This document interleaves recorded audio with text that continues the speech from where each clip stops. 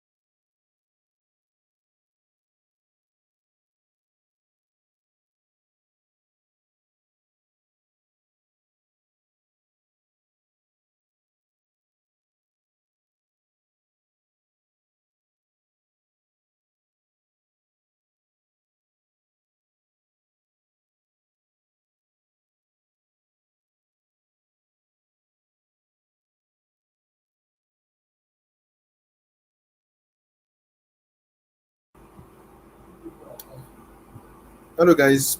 Good evening. Sorry about the delay in starting. We ought to have started earlier, but um, I guess uh, network decided to mess with us this evening.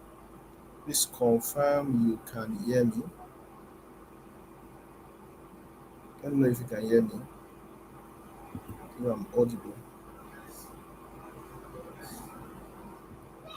Um,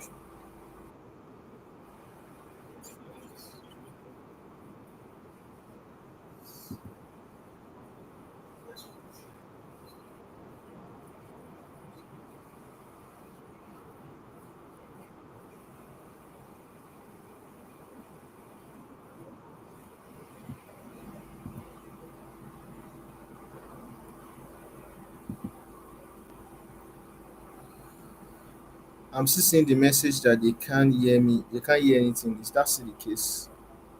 Please drop a chat if you can hear me.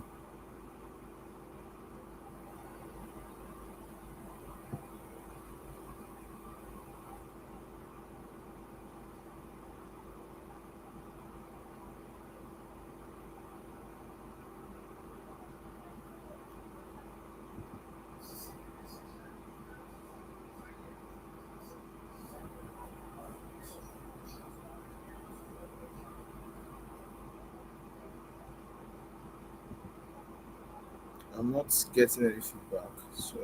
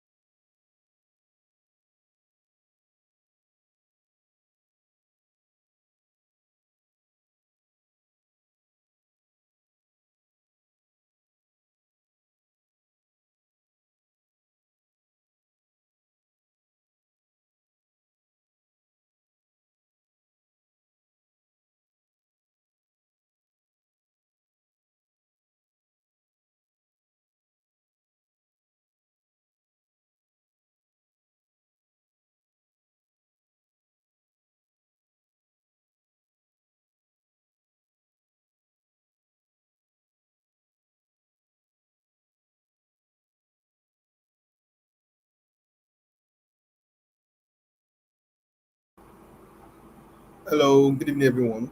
Thank you once again for joining us this evening. Once again, I want to apologize for the delay in starting. It was due to some technical issue beyond our control.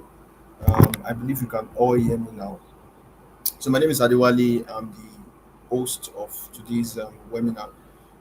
More people will join us soon. I guess because of the whole um, mixed up as regarding um, what we experienced at the beginning of the program. So, yeah, this is the second edition of my tech story, and the last edition was an interesting one. We had um, two amazing people come talk to us about their tech story and how they were able to transition into tech. One was a lawyer and he was able to switch to being a software engineer working with Amazon UK. The other used to be an ideologist, but still an ideologist now, but a technical project manager. So today we have two special guests with us. Both of them have been in the tech space for a while now. For one of them, his background was in biochemistry, but now he's a software engineer. For the other, she was into sales for more than 10 years, but now she's a technical product manager. And they will be with us, or they'll be sharing their story with us today. And I'm sure that we're going to learn one or two things from them. So I will just bring them on stage now to introduce themselves to us before we kick off with the questions. So um, I have with me, let me start with our female guest. Let me bring her on board. Her name is Fola. Hi, Fola. Good evening. Please confirm you can hear me.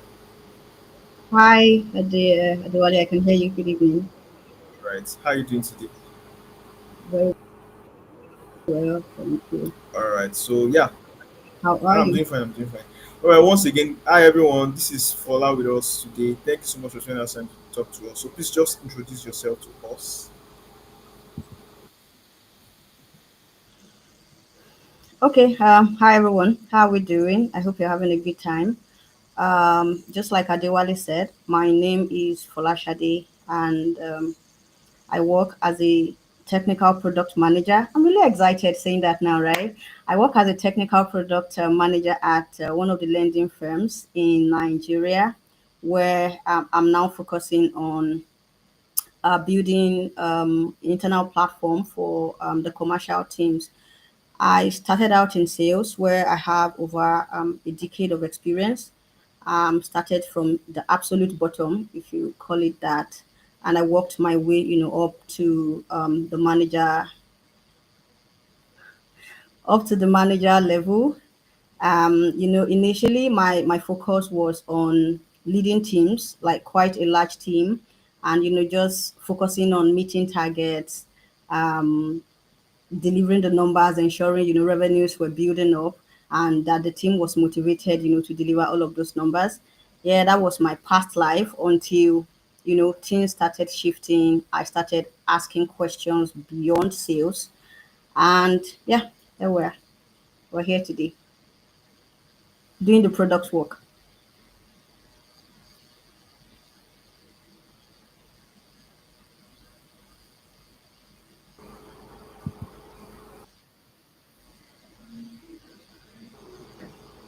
All right. Thank you so much for that. That's quite an interesting story to hear. Wow. From sales to product manager. That's very interesting. I'm very sure people will have questions for you, how you transition and all that. So next I'll be bringing on is Ife Oluwa. Ife Oluwa is a software engineer. His background was about chemistry. He'll be doing more justice to introducing himself. Hi, Ife. Um, Hello guys. Sorry. Apologies for for my background. Like today is Saturday, as you know, like I'm doing a bit of um just housework, trying to like set up my space. So my name is Ifeoluwa, mainly for short. I have a background in biochemistry, mainly a degree, bachelor's degree. But I never practiced. I never worked as a biochemist. But after my degree, of course, I had a couple of odd jobs. I did like customer service. I did like mainly customer service, like multiple jobs in the customer service line. Then it got to a point where I knew like I wanted more, so I had to like find my way into tech somehow. So I started mainly as a data analyst.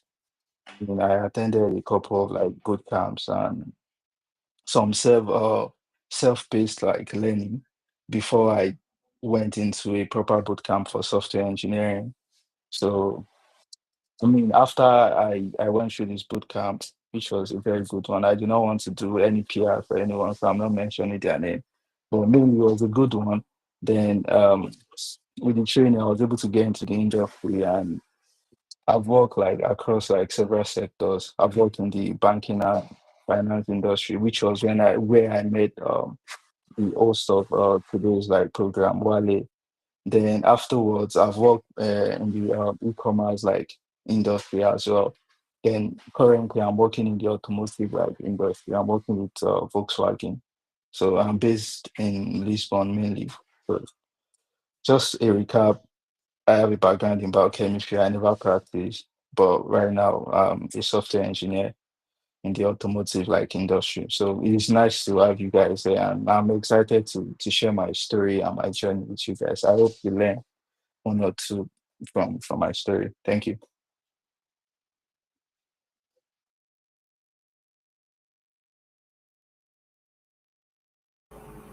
Thank you very much, Ife. That was quite an interesting introduction from biochemistry education wise to working in customer service, then joining tech companies, working in a finance tech company, and now in automobile. That's quite interesting. Thank you so much, Fola and Ife, for such introduction, right? For the introduction, I mean. So we have like 24 questions here, but I don't think we're able to answer all the questions. If you have questions for um, Fola and Ife, you can you can drop in the chat, and they would be doing justice to the questions, right? But currently we have about 14 questions for Fola and 13 for Ife. I'm not sure we'll be able to answer all the questions, anyways, but at least the best we can will do. So the first question is for La. So this is Emmanuel from United Kingdom, and she is asking that. Okay, hello, good evening. Thank you for this opportunity to ask my question. My question is to Fola.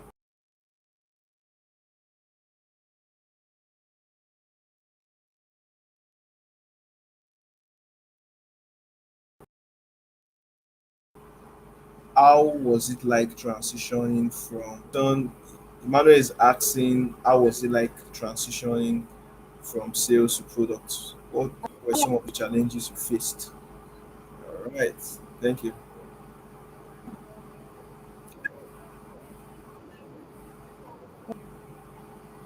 It was extremely scary. Everything I knew was in sales. I spent well over 12 years just doing what I love to do best.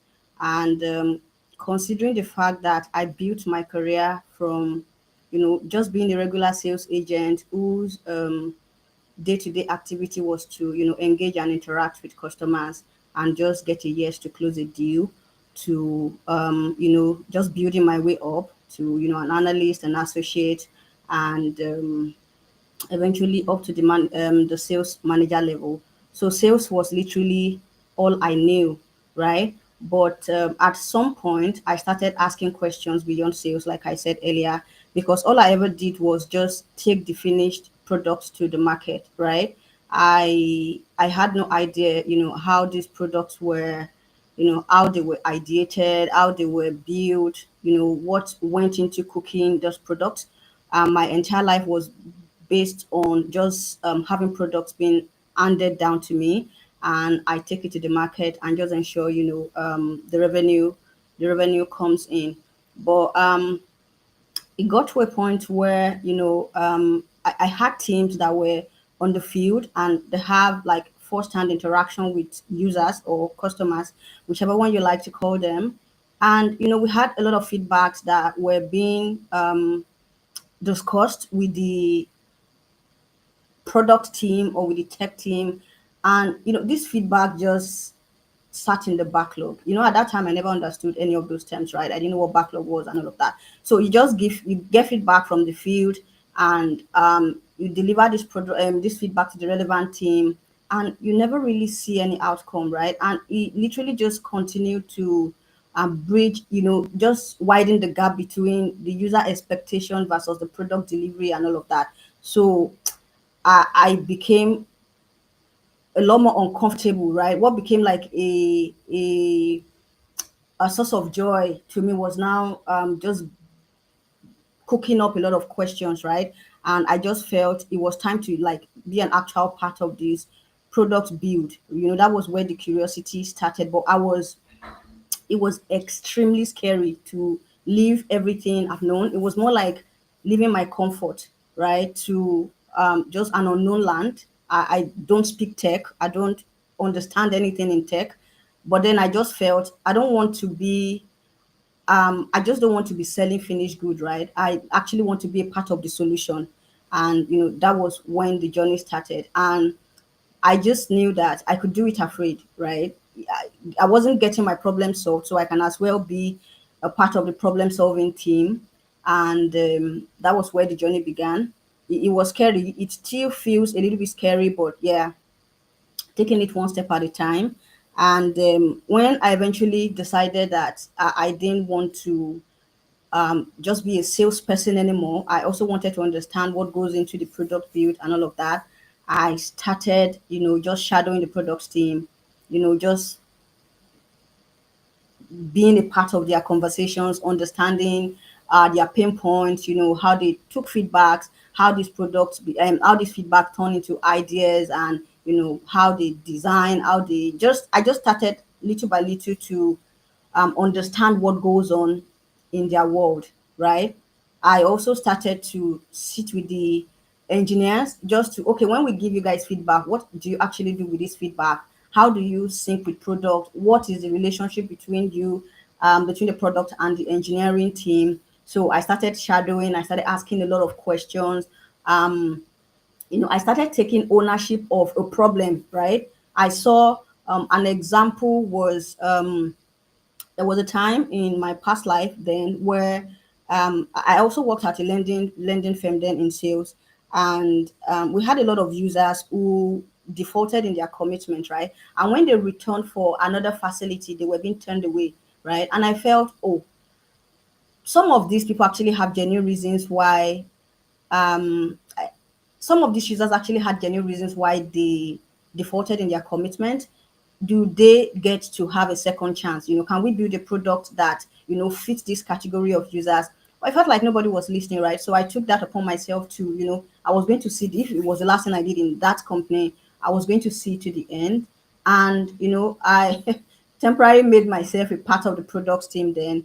And we cooked something for this user that eventually generated over 120 million in revenue, right? And when I saw that, okay, this is actually possible, I can do this, then I put it upon myself to actually go full blown into product, right? And I started searching for product roles, right? But before I started searching for product roles, I had absolutely zero experience in tech.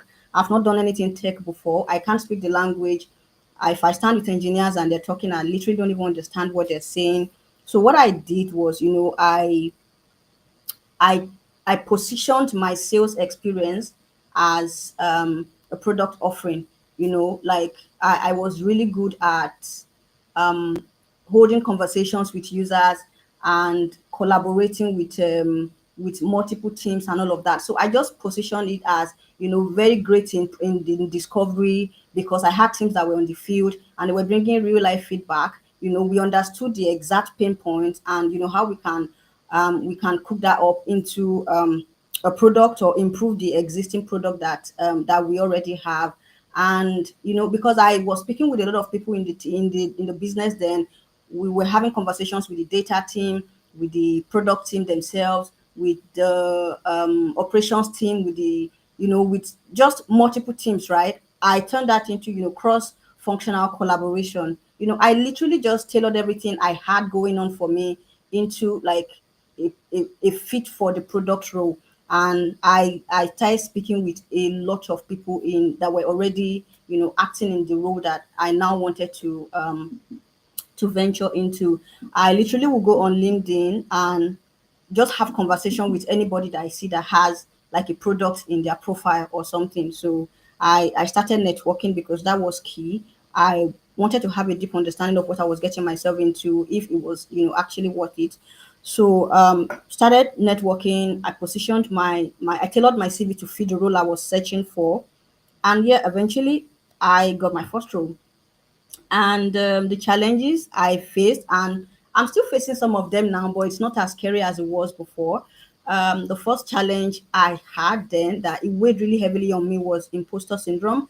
And I know that is a real thing, right? When you just feel, when I got my first role as a PM, my mind was telling me, Fola, are you sure?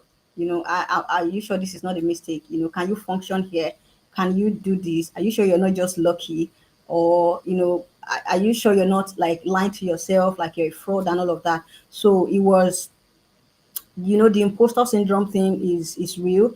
And I felt that to a very large extent. And what I did was just focus on the present, right? Like I have gotten the job now. I can't say I don't want the job anymore. And I actually want to do this. I want to be a part of, the build for solutions, not just the end user, something like that. So I knew that I can't go back. So I might as well just focus on what I have right now, right? So I focused on my day to day, right? Just, asking questions. I didn't, it's okay not to know everything. And in my position, I can't even position myself as knowing everything because I literally was just starting. So what I did was ask a lot of questions, all the dumb questions. Every opportunity I had, every opportunity I had, I was speaking to an engineer, I was speaking to people in product in my team, and I was learning really fast. I was taking notes of everything I was learning, and I embraced curiosity over shame, because I know that I don't need to pretend like I know everything. I'm not familiar with this terrain, and that's fine. So I started asking questions with people that already know better than me. And another thing was, I get to work with people that are way, way smarter than I am, which I think is a gift. I learned not to be intimidated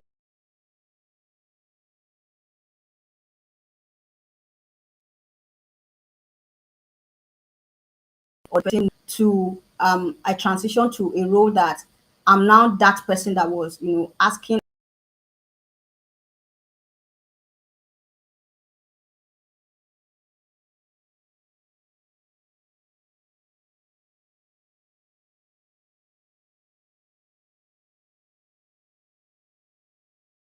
now platforms that was going to serve the commercial team of the company I now work for was like an advantage to me in I'm doing right now, because you're not completely like a blank slate. Directly or indirectly, what I was already doing before also fits into my current role. So I just leveraged on that past experience into something good. And then the other challenge I faced is technical gap, right? As someone who is understand a lot of the languages, right? And like I said, I started to, I took baby steps to start asking questions. What are APIs? What are they used for? How do they work? How do the software communicate? What are databases? What software architecture? What is the product life cycle? I started the idea is not to be like an engineer, right? I just need to have enough understanding or enough knowledge to communicate clearly, right? To communicate clearly with my team. I work closely with the engineering team, right? I need to be able to communicate clearly with them, and I also need to be able to communicate clearly to my stakeholders, right? Across the different departments. So it was just understanding the tech jargons, right? In terms of who is a front end developer, who is a back end developer, what does the DevOps guys do, what goes into a database, what does a log mean, all those things. Eventually, they built up, and right now I can, confidently hold a conversation with an engineer, and then we can make, informed decision, and we can just make progress on whatever product we're working on. Then the third challenge that was key for me was gaining the team's trust. When what goes around, and eventually people will just know that, oh, I don't think this person is a technical person, right? And that was a bit of a concern for me. But eventually, I learned to just focus on the small wins, focus on the small values, and you can't lie to yourself, right? Just show the team that, okay, I might not have like the technical background, but trust me, I'm not stupid, right? I have enough experience that I can pull into what we're building.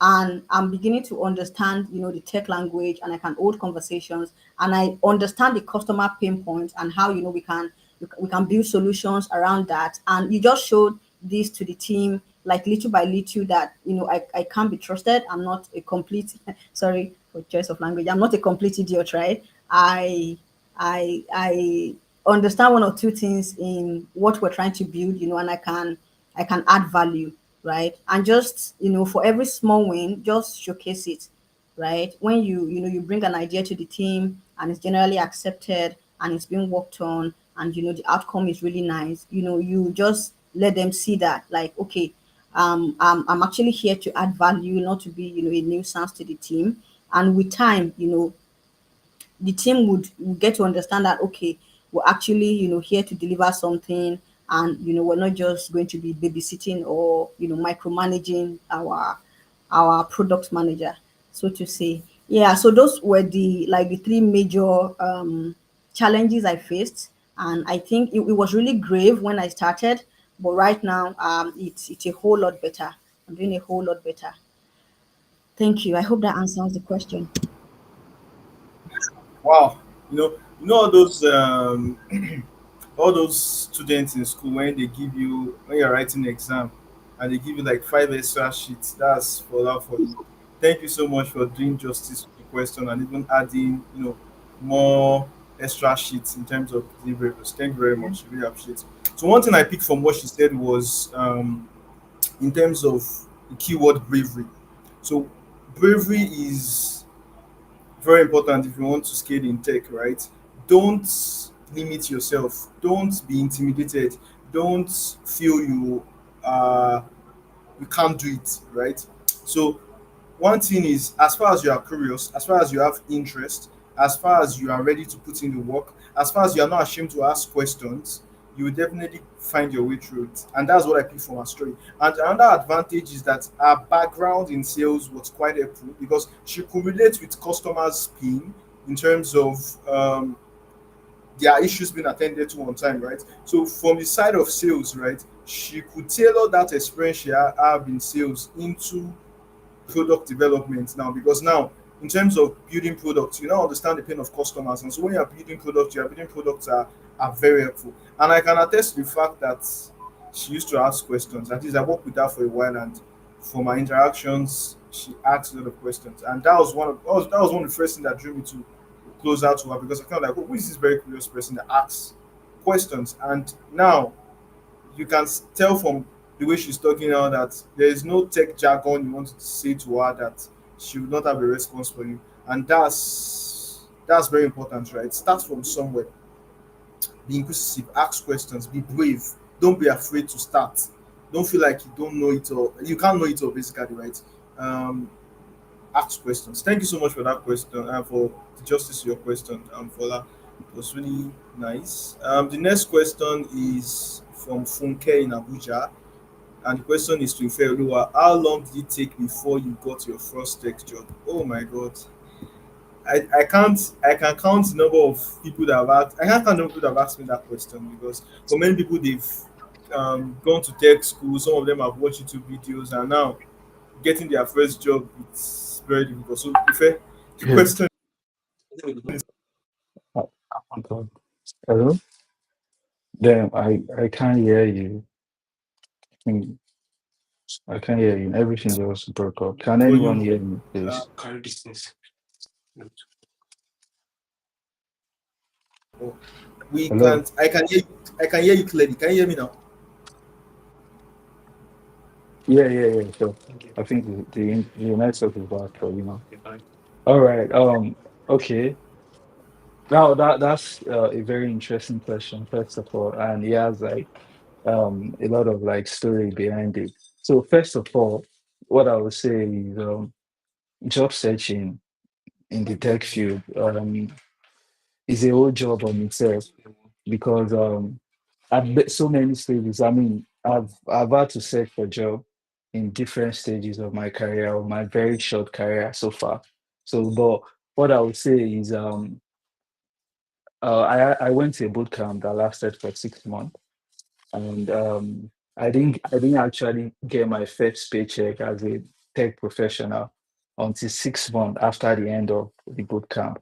So it was I would say it was difficult for me, but yet I had friends that during the 6 month boot camp they got like their first paycheck just 4 months into the 6 month boot camp. So I think it varies on individual, it varies on different situations. But of course, the only thing I can tell you is there are certain things that I would say um, that can guarantee that your search for a job will at least be short. The time period will be short. So the previous speaker has mentioned so many things about that. First is like your online visibility. You need to put yourself out there. You need to sell yourself. I mean, you are your greatest like market. So you need to like sell yourself out there. You need to network a good deal like on LinkedIn. You need to post write-ups, or you need to put post online on LinkedIn, stuff that are really good, engaging, and you need to network with as many people as much as you want. And again, another thing is standing out in terms of skills. uh, I know for people that do like self-learning, sometimes it may be difficult to actually have the required skill. Like when I say required skill, it means like a job ready skills, because many people, especially people that do self-learning, they have like a lot of skills in so many areas with so many tools and technologies, but they realize that the reality of the industry they are trying to get in, it does not correspond to their skill set. So they get discouraged so many times. So I think what I would say is, first of all, you need to make sure your skill set is corresponding to what is actually required. And for me, one of the best way to actually go about that is go on LinkedIn, go on this job advertisement website, look for the roles that you are looking to land, pick the required skills, make a note of as many job ads as you can, put the skills, make a list, and of course, make a checklist. You try to like tick them off, the ones that you have, and the ones you realize you do not have, you try to acquire them. And that's one that's one aspect, which means you should try to make sure that you are job ready, you are industry ready, you have the required skill set. That's one. And the number two is preparation for job interviews. Because to be honest, especially as an engineer, most job interviews are difficult and more difficult than what you actually do in your day-to-day job. You understand? So they can ask you so many things, lead code for you to come and solve many lead code challenges, algorithms. But you realize that when you get to the job, you are not doing something as difficult as that. So the trick that I would say helped me, first of all, was, especially if you are interviewing for a senior role in terms of software engineering now, there are certain level of like knowledge you need to have. For example, for software engineer, you need to have a big knowledge of system design. So I'm sure there will be an equivalent of that in other roles as well, whether as a product manager, whether as a quality assurance engineer, whether as a product designer. There are some questions that you are expected, there are some knowledge that you are expected to have. So mainly it may not be like something very technical, but it's just something on the surface that they expect it to be able to have like a sound conversation.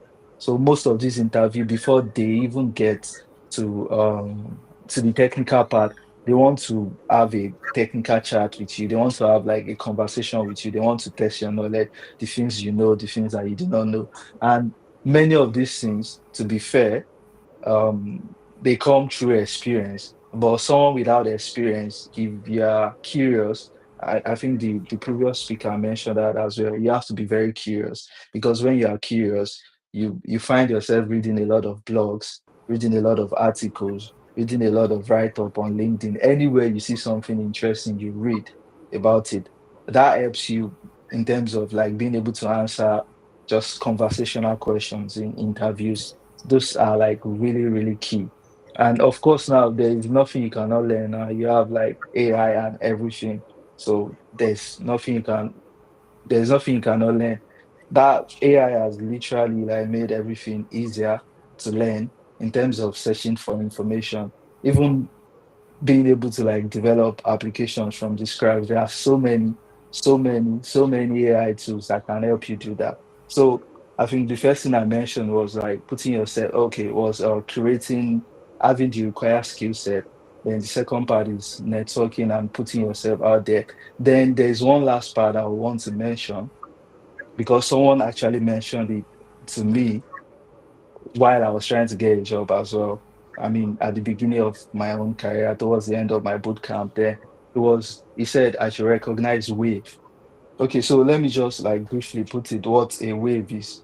A wave is like in terms putting it into context now for the tech industry is like you recognizing a possible demand for something, then you positioning yourself to make sure you are a supply to that demand.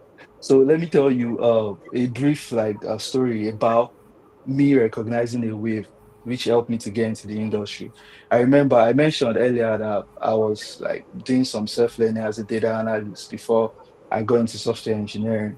I remember I read some Yeah. articles. I think it was a report by Google then. They wrote like just a report and assessment of the tech industry on the how do you say it, the forecasted like job opportunities that will come into the tech industry.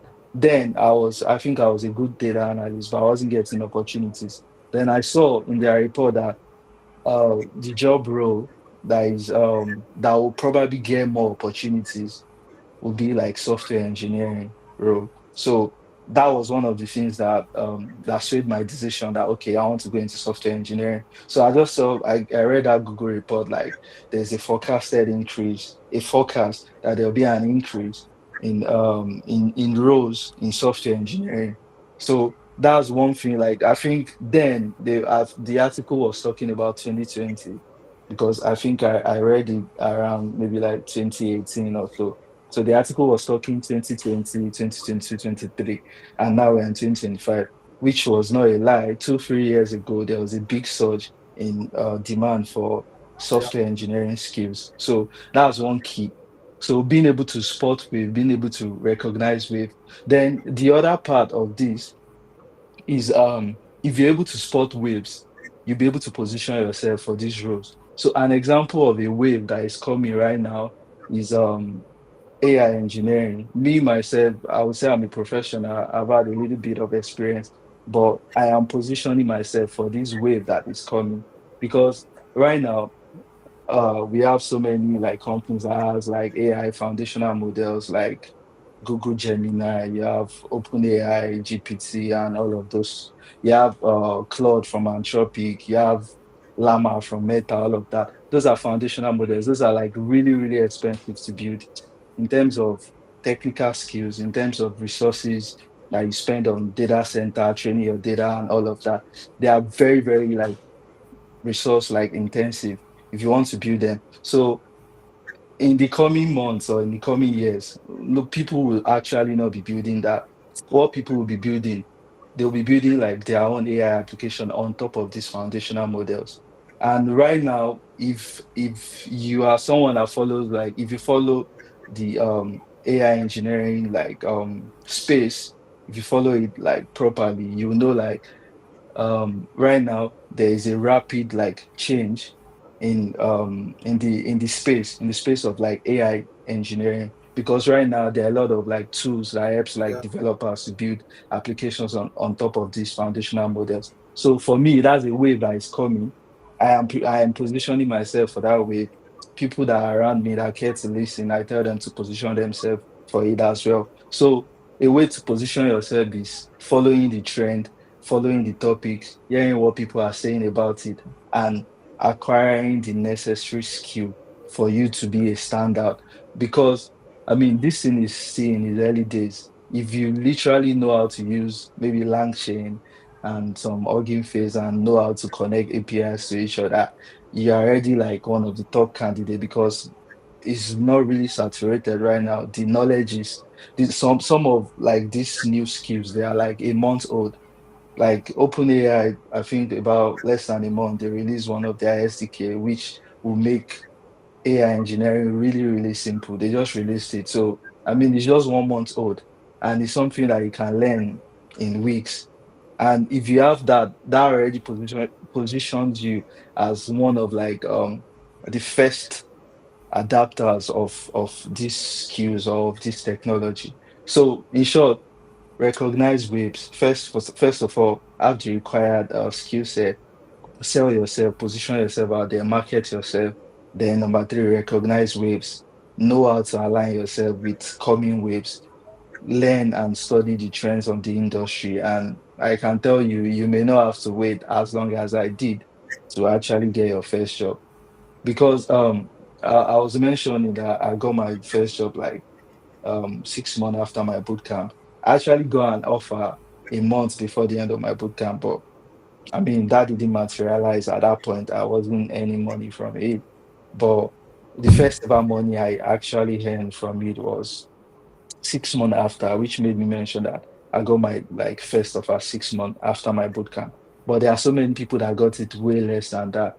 So it's just about like not being discouraged when you have those like the required conditions that need to be satisfied, putting yourself out there, getting the required skills, spotting waves, and being able to. You have to be diligent, of course. Be diligent. You have to be consistent in what you are doing. You have to believe that this is what you want, and you have to stick to it. So I think I've really like talked a lot, but that is all I can share wow. on that. Thank you, guys. Thank you very much, Ife. That was quite an extensive one.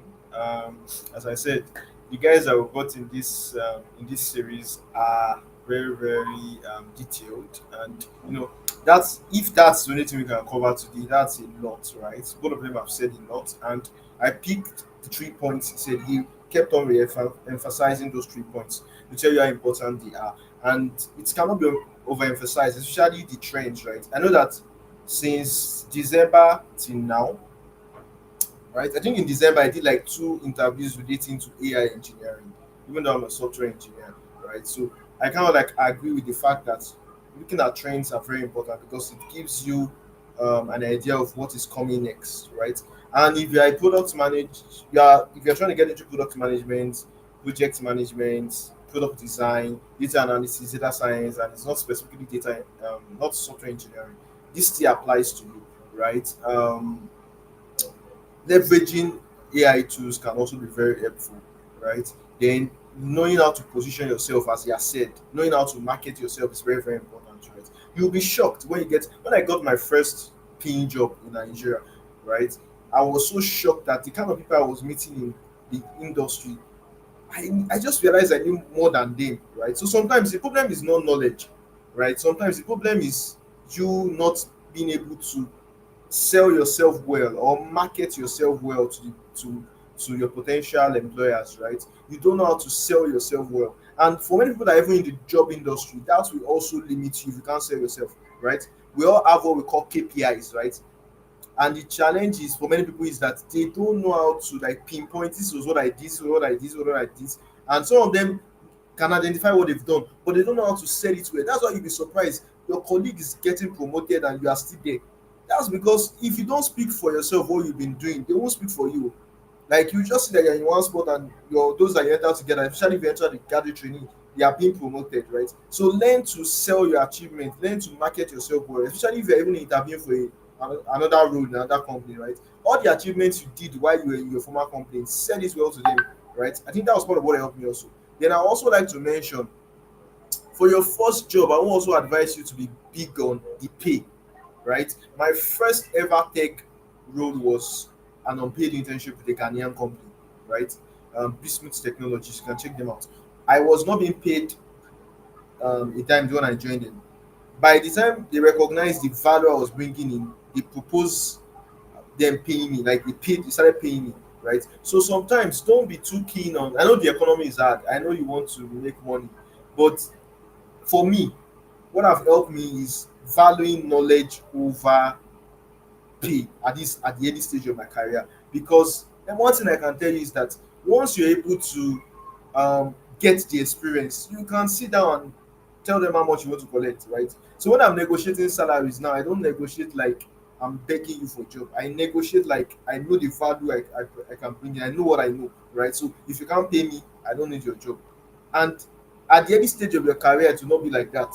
You have to sell yourself, you have to prove yourself, right? So don't be afraid to take unpaid internship. Don't be afraid to um, take roles that the pay might not be what you're looking for, especially if you don't have much experience yet, right? Thank you very much for that. The next question is for Fola. I will soon be rounding up. I'm so sorry about today. We were not able to start on time, but hopefully we would have a channel to drop more questions and answer them in subsequent sessions or even before the next sessions, right?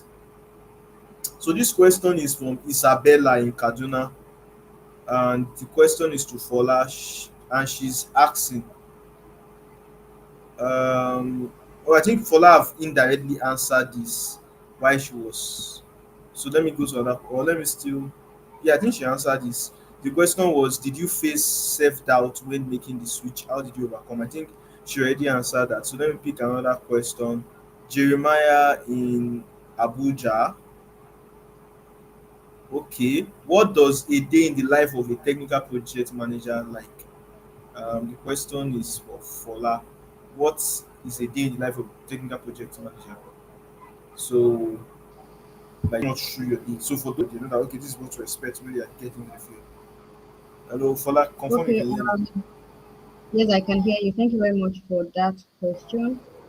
So, there are some days your day will go as planned, and more than half the time, your day will not go. Your day will never go according to plan because as a product manager, whether it is I agree technical with or you. marketing product or whichever kind of PM you are like a middleman for everybody in the company, right? So you're like everybody is your stakeholder and you can get dragged in multiple directions, right? But typically your day would start with you just doing some catch up with yourself, right? So you want to, review how the previous day ended, right? So you might get some emails you were not able to, look through. You might get some escalations that, you were not able to check before before the day ended. So typically your mornings would be like you just reflecting on the previous day, checking your messages and just looking for what you need to prioritize for the current day. So it might be you going to as a product person, you need to check your emails. You need to check the tools you work with, maybe Slack, maybe Jira, maybe ClickUp, whatever it is, just to find you might have comments from your developers on what's working well, what's not working well, where blockers are, and all of that. So you need to articulate yourself and just mentally prepare yourself for and like just set the tone for what the day is going to look like. Secondly, as your day progresses, you want to catch up with your team. There's typically like a stand-up meeting or a catch-up session that happens with the team and talking about just syncing with your engineers, syncing with the design team, syncing with your the testers, like the quality assurance engineers, where everybody just comes to talk about what they're working on, right? What you're working on, what you did the previous day, if there are any blockers, what we need to what needs to be prioritized today. It's just if there's a need to course correct, like if there's a need to reroute, or essentially just to ensure that the team is on track with the work item that has been put in motion and all of that. And based on the outcome of your check-in meetings or your stand-up meetings, you might just find yourself in some deep dive conversation with your engineers, right? So maybe just out of stand up, there's a huge blocker, that might delay the delivery of the product, right? So right after your check-in session, you may want to, jump into that. You may want to wear your investigative journalist hat hat, sorry, and then just ensure that you're having like some deep conversations with the engineers to clear blockers, and then just have some um maybe troubleshooting conversations, bug fixes conversations, and that can take a while. It sounds really light while you're saying it, but when you venture into these meetings or into these conversations, it can take the rest of the day. That's why I said earlier that most of the time, the day in the life of a technical PM or a product marketing manager may not go as you have originally planned it, because you spend most of the time, just doing firefighting and just ensuring that, whatever the team is working on aligns with the overall product vision. Another thing that will most likely happen in your typical day is cross-functional collaboration. Like I said earlier, you're like a middleman to everybody in the business. Your stakeholders can be the sales team or the data team or the operations team or the legal team, or whatever team exists in your organization. So you probably would be having conversations with these stakeholders, just to, maybe get feedback on the product you're building, or to re-strategize, or maybe there are new requirements, or, go to market plans. So you spend a lot of time just, having conversations either with, the technical team, which is the engineering team, on fixing issues, and aligning on backlog and all of that. You're also going to be spending a considerable amount of your time during the day having sessions with the other part of your stakeholders. I mean, the team you are maybe building the product for, right? Just to ensure that everything aligns with the overall business goal. Then, as the day wraps up, you also want to reflect on what has been achieved for the day. If there are blockers that need to now be discussed in the next morning, right? So you reflect at the end of the day and plan for the next day. So that's what the typical day should look like. But trust me, 9 out of 10, it may not go in this order, right? You may start from number 10 to number one and start from number 5 to number 10, thereabout. But typically, this is what your day as a technical product person would be. Just catching up, reviewing your backlog or your roadmap, and deciding what to prioritize. It is also important that you catch up with your engineers or your developers, as some may call it, every day. This happens via your regular check-ins in the morning, or some call it stand up. And you also need to have some deep dive or some investigations or firefighting sessions with your engineers. It is also extremely important that you're also having sessions with your stakeholders, right? The people you're actually building the product for, just to have alignment sessions to be sure that what you're building is still relevant and you're not out of scope, or if you need to course correct or re-strategize, you need to do that as well. So that's typically what you should expect in your day-to-day as a product manager. Thank you.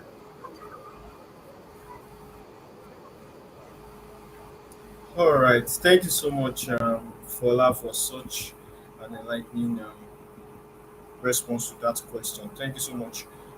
Before we round up, just to mention again, for those that took part in the free training in February, um, it's okay that you've gotten your certificate. It's good. We've been seeing your post on LinkedIn, on Instagram, which is very good.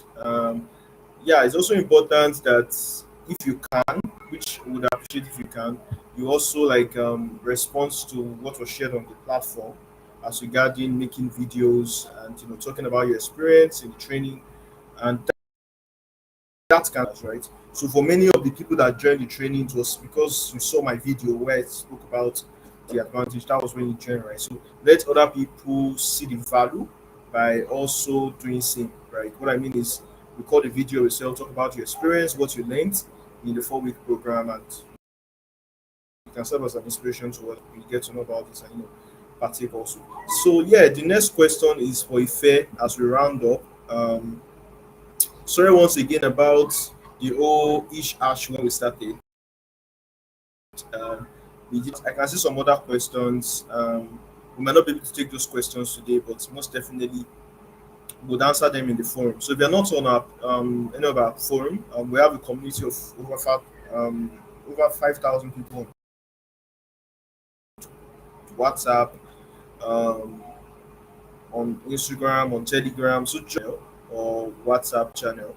Um, Visit our website, just click on the join the class and you'll see the link to the free class. So there you can join the channel and you can stay updated with whatever we're doing. So yeah, the next question as we round up is for Ife, and this person is asking. This is Michael. Michael is currently in Lagos. Michael said, "I just got a job in Germany. How is working in the international space like?" Oh, nice. That's an interesting question. Um, If in just a few minutes, this question is for you. Just Okay. share with us, like this person just got a job in Germany. And most likely be moving to Germany very soon. Um, just in a few minutes, just tell us how is how working in the international speaks and any tips that can help him. Yeah, first of all, congratulations to that person. It's good. Germany is like it's a good place to be a tech professional. I was literally there yesterday, so just came back like to Lisbon today. But what I would say is, working in the international like scene of the tech industry. The first advice I would give is whatever team you are joining, you should be going there to stake your claim, which means number one, you have to be proactive. You do not have to wait for people to give you instruction. You have to take initiative. I mean, you have to be a self-starter. You have to like demonstrate like some sort of like leadership like qualities, which means you know the right thing to do and you are doing them, you are taking responsibility. Because I can give you an example. When I joined my current team, um nobody was like telling me do this or do that. In fact, like nobody was really like giving me anything. They expected me to like figure it out. Nobody was like trying um to onboard me really. The onboarding, like especially into the to my team, wasn't like really like smooth. So it was just a challenge for me to stake my claim. That's the word. Just stake your claim. Make sure like you are coming for your portion. You recognize how you can serve value, how you can shine through. Just go for it. Don't wait, like try to be. Of course, you should like try to manage like everyone in terms of not like stepping on toes. But you should not be like worried about stepping on toes as well. So you should go into any team and show what you can do. Don't shy away from responsibility. Take responsibility. Take stake your claim in the team, whatever team you are placed in, show that you can do it and take responsibility, take initiatives, be proactive. And before you know it, you settle in quickly that you can start like how do you say you can start like controlling everything at your pace because you already show them that you have like a fast pace. I mean, a fast pace, you can show that you can get in quickly and get things done quickly. So if you can do that for the first like few months, you realize like in the fifth or sixth month that you'll be able to take your time and dwell on like whatever responsibility they give you because you already made the first impression that you're a self-starter and yeah, someone that can take responsibility and can get things done. So be proactive. Like, don't feel like inferior. These people, they are not. I mean, I've worked with them. Many people have worked with them as well. Before working with them, you look from the outside like, oh, maybe they have some sort of like special quality. But you realize like when you get there, you always stand out because I mean the spirit, the Niger Austin spirit is in you. So I'm sure you won't let anyone down, you won't let yourself down as well. So right, congratulations once again to that person. All right. Thank you very, very much. I really appreciate. I wish we could take more questions, but our time is up. We are even 11 minutes past the time. I'm sure we didn't start. Yeah, I'm sure it's because we didn't start when we were supposed to start. Got a lot of messages from some people that could not join because of the whole issue that came up at the start. So the video will be available for you to watch later. You can share with your friends, and I'm sure we'll get more views from after today. Thank you so much to our guest speakers, Ifeoluwa, Babalola, and Fola, for spending our time to join us for this session. We're so grateful. I'm sure we've learned a lot, every one of us, and I'm sure a lot more people that will come and watch the videos on video on our channel will also learn from your story. Both of you are a proof that it's actually possible, and it's not just by words. You've shown us, we've seen evidences that yes, it's possible, and I believe many people are going to take this as a motivation for them to more like put in more work, and also um, more like replicate or even do better. Once again, thank you to everyone that joined us for this session, and see you in the next edition. That's in May. Thank you once again. Have a good night rest.